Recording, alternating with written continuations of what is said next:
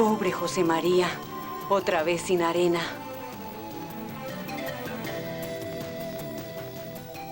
Otro día de trabajo y nada más que barro.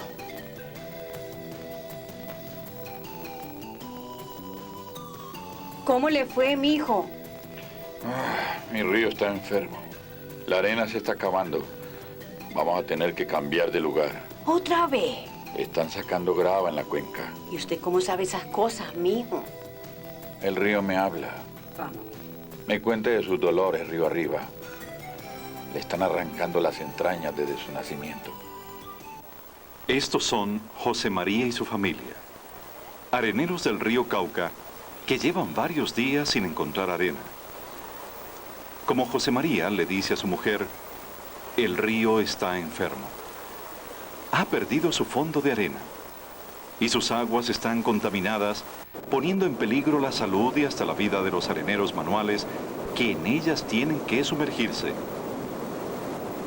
Este video, sin embargo, no trata de la contaminación de los ríos.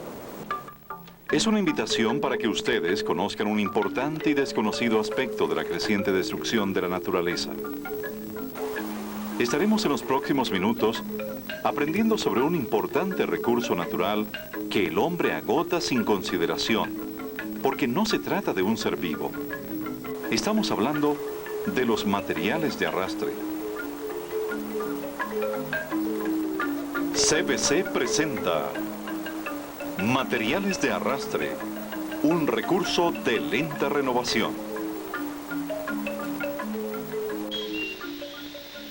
En la naturaleza, todas las cosas viven dentro de un ecosistema, es decir, un sistema en el que todos sus integrantes dependen unos de otros para su desarrollo y vida. Sin embargo, no todos los ecosistemas son iguales. No todos alimentan a seres vivos en forma directa. Las piedras y arenas acumuladas en el lecho de los ríos, que a veces forman playas o islas con anchos y profundidades variables, son conocidas como materiales de arrastre. Estos materiales poseen el mismo ecosistema natural de las cuencas hidrográficas e igualmente lo componen tres zonas. La zona de producción, la zona de transporte y la zona de depósito. En las partes altas de las cuencas, allí donde la naturaleza es agreste y pendiente, se originan las pequeñas corrientes de agua que resbalan por las laderas plenas de bosques o por montañas áridas y desérticas. Debido a los procesos naturales o a la acción destructora del hombre, desde su nacimiento, estos hilos de agua arrastran pequeños, medianos y a veces grandes trozos de piedra que han sido arrancados por la lluvia, el viento, los deslizamientos de tierra y otros agentes naturales. Esta zona de drenaje es a la vez la zona de producción de lo que llamamos materiales de arrastre. Las pequeñas y grandes rocas de perfil originalmente anguloso ruedan bulliciosas y alocadas por la segunda zona de este maravilloso ecosistema, llamada de transferencia o de transporte. Arrastradas por la corriente de las aguas, las rocas van poco a poco pulverizándose por fricción y desgaste, hasta convertirse en arena, grava y gravilla, lo que los geólogos llaman cantos rodados, bellas formas redondas de múltiples tamaños y colores que al final de lo que podría ser el pie de la montaña y el inicio del valle, entran en la tercera zona de acumulación o de depósito. Allí, los materiales de arrastre se acumulan en forma de playas o islotes de canto rodado o se depositan en el fondo de los ríos, formando la capa protectora de arena de los mismos. José María es uno de los 2000 areneros que viven de sacar material de los ríos del Valle del Cauca. Él, como muchos otros, ha vivido de una riqueza que a duras penas logra entender y que es un recurso inciertamente renovable. La extracción de los materiales de arrastre es necesaria para evitar que grandes acumulaciones de arena y grava originen desvíos del cauce o desbordamientos de las aguas, lo cual pondría no solo en riesgo la vida de los habitantes de la ribera del río, sino que también causaría grandes daños en las vías, viviendas y obras de infraestructura de la región.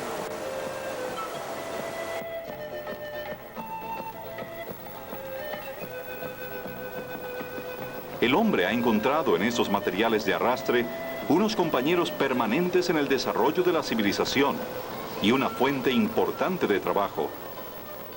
La explotación por el hombre de este recurso nace desde épocas inmemoriales. En la prehistoria, utilizó materiales de arrastre para cubrir el piso de sus cuevas, construir sus fogones, los muros de sus viviendas y más tarde sus murallas y castillos.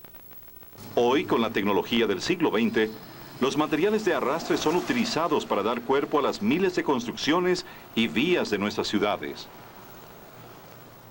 Aunque este recurso se puede producir en canteras ubicadas en las laderas de las montañas, los materiales de arrastre más finos, como la arena, se extraen primordialmente del fondo de los ríos o de las zonas de depósito aledañas a ellos, en forma manual o mecánica.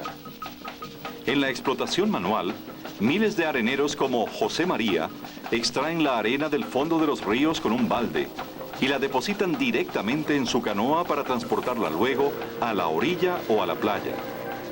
Otros areneros utilizan la pala y el caballo para recoger y preparar montones de arena y grava que luego son vendidos directamente a los compradores. La explotación mecánica se realiza a través de una diversidad de sistemas. El malacate continúa siendo el más artesanal de ellos. A través de un brazo ubicado entre dos canoas, del cual cuelga una uña mecánica. Esta es arrojada al fondo del río para ser llenada por efecto de arrastre. Luego se levanta y deposita la arena en las canoas que la llevan a la orilla.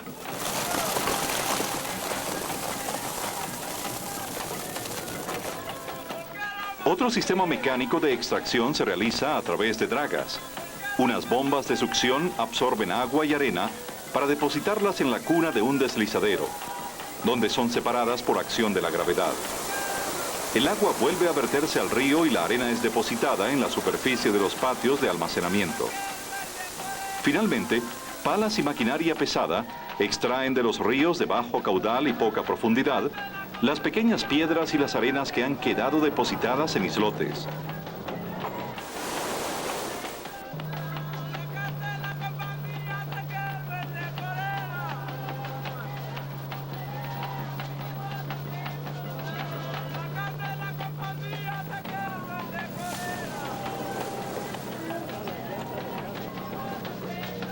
La vía la nada muy bueno, ¿yo? Es muy bueno, pero estamos echando muy mal ahora en estos momentos, porque está muy pesado. Desde que llueva constantemente en la cordillera, baja bastante material, pero si no llueve, entonces se agota el material porque la draga saca todo lo que cae aquí a la olla. No, pues aquí es como difícil, oye, esto es muy duro este negocito aquí. Y como hay mucho saque también de arena, de ahí para arriba ha disminuido siempre, que no baja bastante arena. El trabajador que trabaja con su pequeña canoa saca 4 o 5 metros diarios, es para su sustento. En cambio, una draga produce miles de metros en el día. La expansión y crecimiento de las ciudades, la rapidez con que se construyen edificios, carreteras y todas las obras que demandan del uso de la piedra y la arena, ha hecho que se multiplique su explotación hasta alcanzar niveles verdaderamente alarmantes. Más de 1 millón de metros cúbicos al año son extraídos por sistemas industriales en el Valle del Cauca. Pero lo más diciente es la cifra de extracción manual que pareciera inofensiva a nivel individual, pero que sumando los 5 metros diarios promedio que saca cada uno de los 2.000 o más areneros del Valle del Cauca, se convierte en 2 millones de metros cúbicos al año, solo en nuestra región. Aunque la producción natural de gravas y arena es permanente, su ritmo de producción y acumulación es mucho más lento que el ritmo de extracción manual y mecánico. Se requiere de un largo tiempo para que el río renueve los materiales de arrastre en la zona de depósito y garantice su existencia en el área de extracción. Desafortunadamente, este es un tiempo que el río no tiene. La sobreexplotación del recurso está causando daños irreparables en el ecosistema. El río de José María se ha quedado sin fondo. Sus islotes de canto rodado han desaparecido. Las aguas han descendido al perder el río su lecho de arena. Empieza así todo el ecosistema a tambalear y se producen desastres. El fenómeno de la caída de los puentes es solamente uno de los muchos efectos nocivos que la sobreexplotación de los materiales de arrastre produce. A pesar de ser los areneros manuales la mayor fuerza explotadora del recurso, son los extractores industriales los primeros llamados a producir situaciones casi irreversibles en los lechos de los ríos, pues la excavación se realiza normalmente en una misma área, creando unos enormes fosos de grandes dimensiones en un paraje del río. Los puentes se caen porque el hueco que produce la extracción avanza hacia el puente. Una vez que llega al puente, toca los cimientos, los destapa y estos quedan en el aire y lógicamente que tienen que caerse. Quiere decir que cuando hay extracción de arena en los ríos se forman unos fosos profundos que se tienen que llenar. Lógico, estos huecos, una vez que son extraídos, deben llenarse siempre y cuando se lo permita a la persona que extrae. Si no se lo permite, el hueco sigue profundizándose hasta que el puente se cae. ¿Qué tan grande puede ser un hueco bien grande, el que causa una draga? ¿Qué tamaño puede tener? ¿Cuánto de largo, cuánto de ancho? Pues es decir, una draga puede excavar un hueco de 10, 12, 15 metros de profundidad, 100, 200 metros de largo por unos 50 metros de ancho en un río como el Cauca. Se ha creado así un gran hoyo en las inmediaciones de un puente.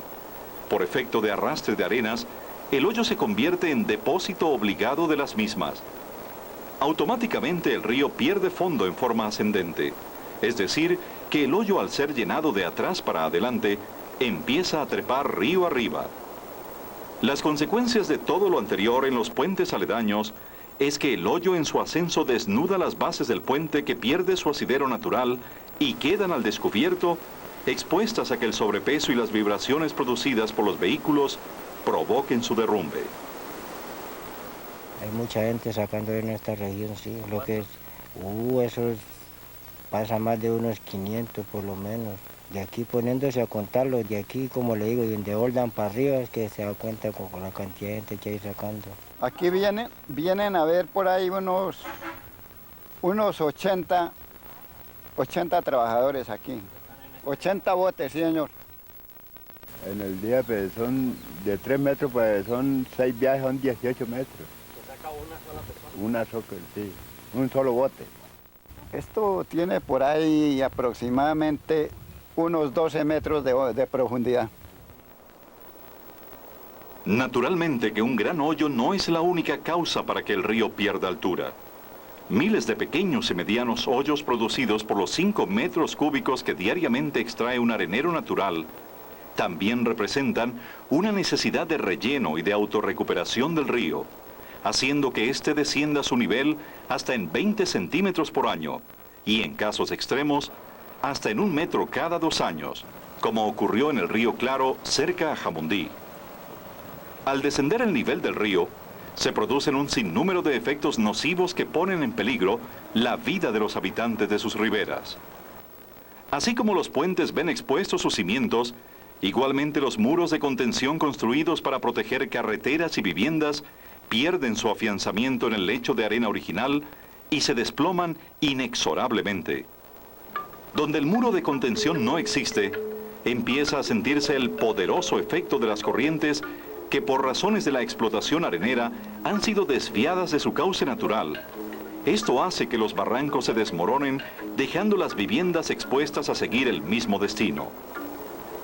Como usted puede ver, mire, esta es una isla bastante, bueno, no isla, cierto, bastante inmensa, salía bastante afuera, y a medida de que las maquinarias coban, empezó todo esto a irse en las fincas y todo, porque es que ellos coban, y entonces donde ellos coban, por lo menos que todo la grúa, deja un hueco, ¿cierto? Eso cae un vacío allí, y entonces pues lógico que de acá de lo más alto tiene que bajar material para tapar lo que ellos, y a medida de eso va cogiendo fuerza para derrumbar un poco. Allá, donde se ve ese árbol que está ya parado como bien montado, embasurado, por ahí había una casita, ya se fue. Y hay 3 casas ahí pues bastante cerca. Y esta porque si sigue, todavía no ha crecido, pero si crece de seguro que esa casa cae al agua. Los cultivos que para su riego requieren de la implementación de bocatomas que permitan tomar el agua directamente de los ríos, las industrias y los acueductos que utilizan fuentes de succión se ven afectados, pues al bajar el nivel, los caños de desviación y conducción de esas aguas quedan en el aire y sin contacto con el líquido. Asimismo, el agua que anteriormente se filtraba a través de las paredes del río se profundiza al bajar su nivel. Los cultivos quedan cada vez más alejados de esa humedad revitalizadora, pues las aguas filtradas subterráneas se profundizan igualmente. Los hoyos ascendentes a que nos hemos referido antes no solo generan cambios en la profundidad, ancho y tipo de flujo de los ríos, sino que en el fondo de los mismos se producen unas pendientes que, acompañadas de la falta de materiales de arrastre en los lechos sobreexplotados, resultan en una aceleración interna que arranca el limo, el lodo y hasta los nutrientes básicos de la flora y fauna, destruyendo la vida misma del río. De igual forma, la superficie de las aguas se torna agitada por fuertes olas que ponen en peligro las pequeñas embarcaciones, medio de trabajo y transporte de los habitantes de la zona.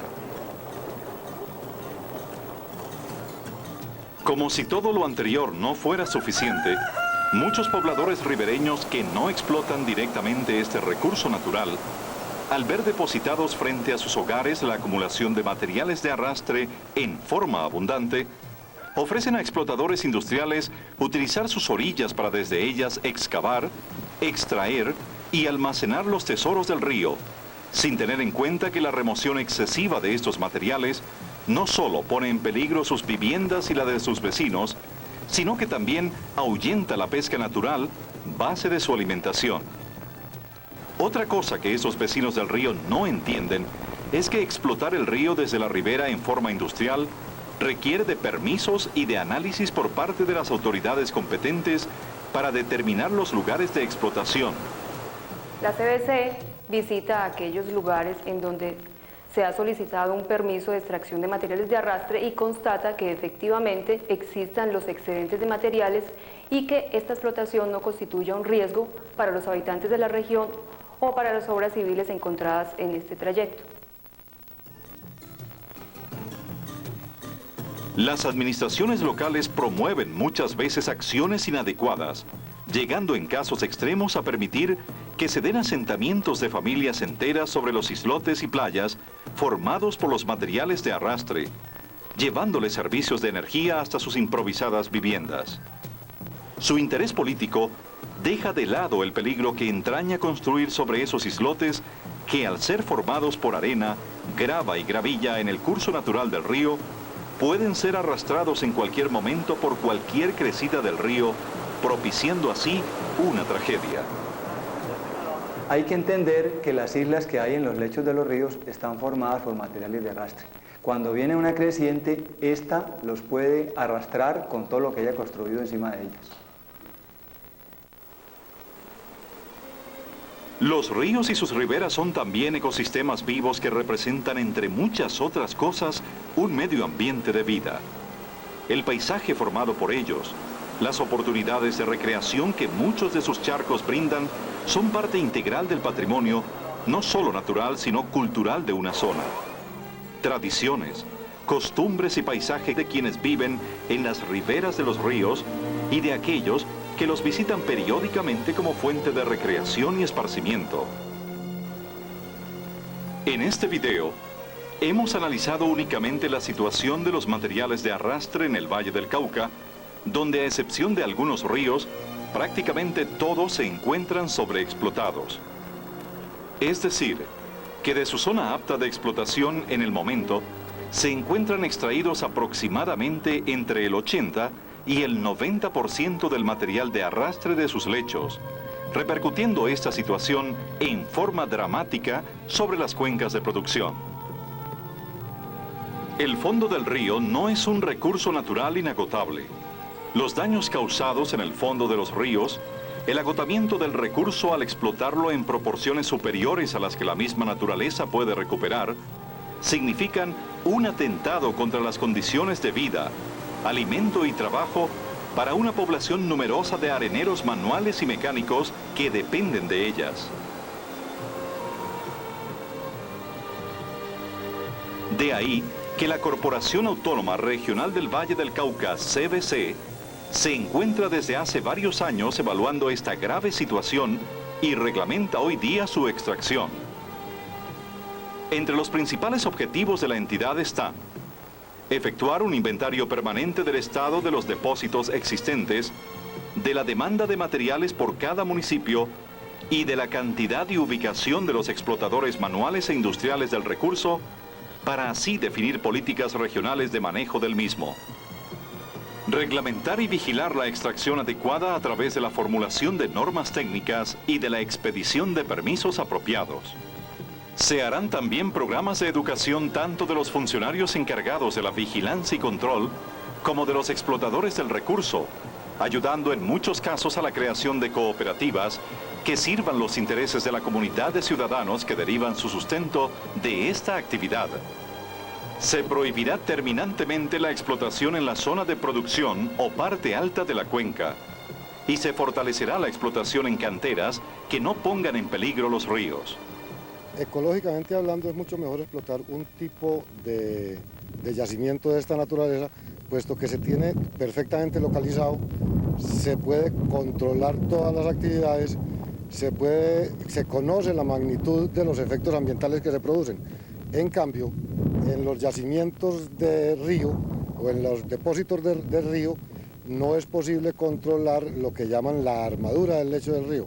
Cuando se extraen materiales, se modifica esa armadura y hace entonces que tanto aguas abajo como aguas arriba, ese lecho del río se modifique.